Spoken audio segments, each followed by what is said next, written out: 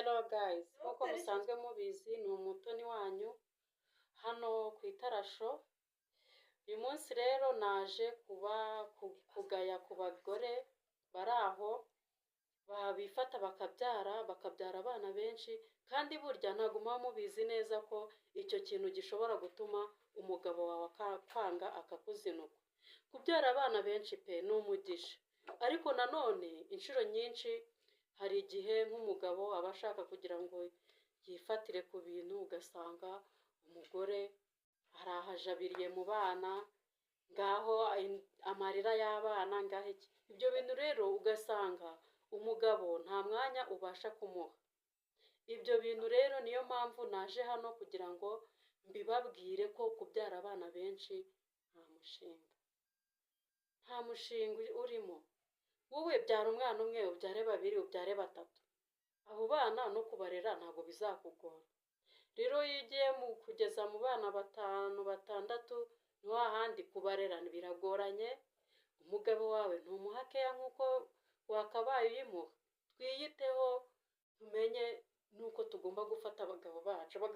Abagabo ni nk'abana, baba bashaka ibyiza gusa.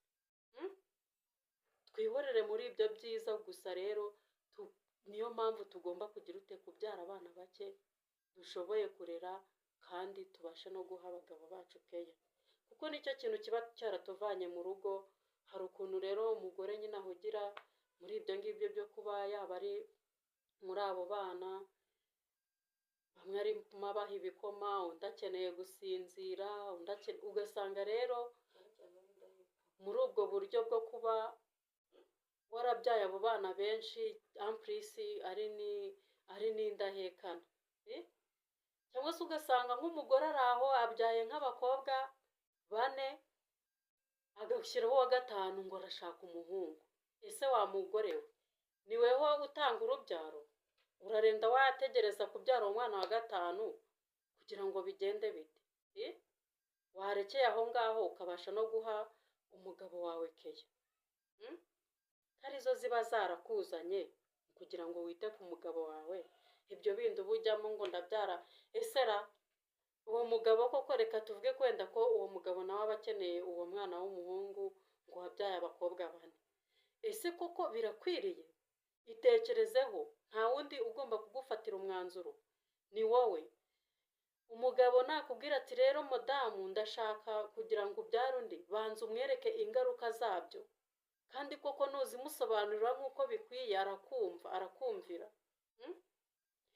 Reka rero aze agushuke akubwire ngo mudamu rwose byara, nta kindi kintu nkeneye ni ukubyara, nyamara ejo araguta ajya kwishakira Clarissa wibyariye utwana 2. Urabasha kumuha keya ashaka? Kandi wewe uri aho ngaho ngo uri umugore, ngo uri mu bana, ngo ibiki. Oya, duhumuke abagore. Ibintu byo kubyara babyita kubyaragura. Iyo byabaye kubyara abana benshi ntabwo aba ukiri kubyara, aba ari ukubyaragura.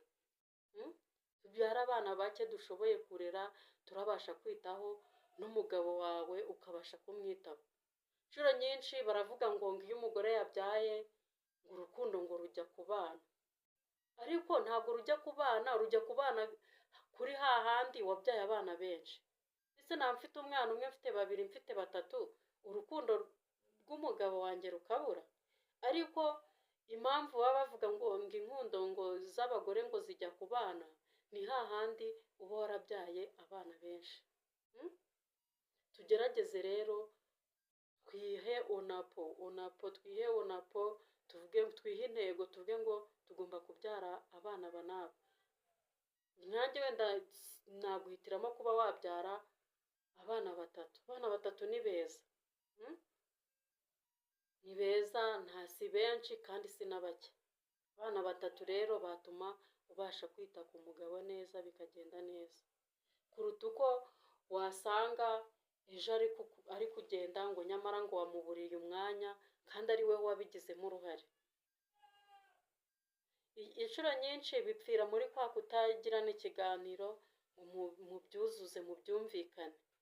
Nyamara iyo wamusobanuriye ukamubwira imbogamizi ahantu ziri, arazumva. umugabo rero w'umunyabwenge ugasanga arakubwiye ngo byara wowe uzagume muri za mpeka z'abana, nawe yigendereye enjoyinge n'abandi, wewe uri aho ngaho kandi aricyo waziye waraje kugira ngo umwiteho. Yego wite no ku bana ariko nawe umwiteho. nta mpamvu abagabo bacu tujye tubimenya ko ari nk'abana. Abagabo bacu bakeneye keya zose z'ahantu z'ibintu byose, umugaburire ku gihe, umuhere ibintu byo ku gihe. Niba akubwiye ati kora iki, ugikore wihuse kuko aragikeneye. Ariko nuhugira muri za mpeka z'abana arahita acika apeti, yarangiza wenda n'isaha y'akazi irabigeze ahite yigira mu kazi, nimugoroba arataha atekereza ibyamubayeho, ahita avuga ati ibi bintu sinzakomeza kubibamo. Ugasanga ahise yigendera mu tubari turiho, yifatira icupa rimwe namara kurimaramo ahita atekereza ati ariko buriya ngize gutya akoringa Kararisa burya yahita aza akanyihera nkagera mu rugo niryamira, kuko yaraguhaze, ibyawe yarabihaze, mbese yagufashe nk'umuntu w'umurimbo uraho utagize icyo amaze, kandi nyamara ni weho wabigizemo uruhare. Ni ukuri bagore mugerageze mwumve yuko abagabo banyu ari nk'abana, mubiteho muri buri kimwe, arire ku gihe, ibyo bintu bye wamuzaniye atera akabariro yumve nyine ko ari umugabo uhamye. Wikita mu kubyara ni byiza, ariko mwirinde ibintu byo kuba wabyara ukabyara abana benshi. Ni ikintu kibi cyane gishobora gutuma umugabo wawe akuzinukwa akajya yikumburira abandi bo hanze. Ni ukuri pe, ndabibabwiza mukuri. Hari igihe wenda ushobora kumva iyi video ndi kuyitanga ukavuga ati toriya buriya wasanga yarabyaye umwana umwe. Oya, ntabwo ariyo mpamvu. Cyangwa se yarabuze urubyaro. Oya, ntabwo ariyo mpamvu. Ahubwo impamvu ni uburyo bwo kugira ngo mubashe gufata abagabo banyu neza, mubahe keya bakwiriye, sibyo? Muyibahere ku gihe.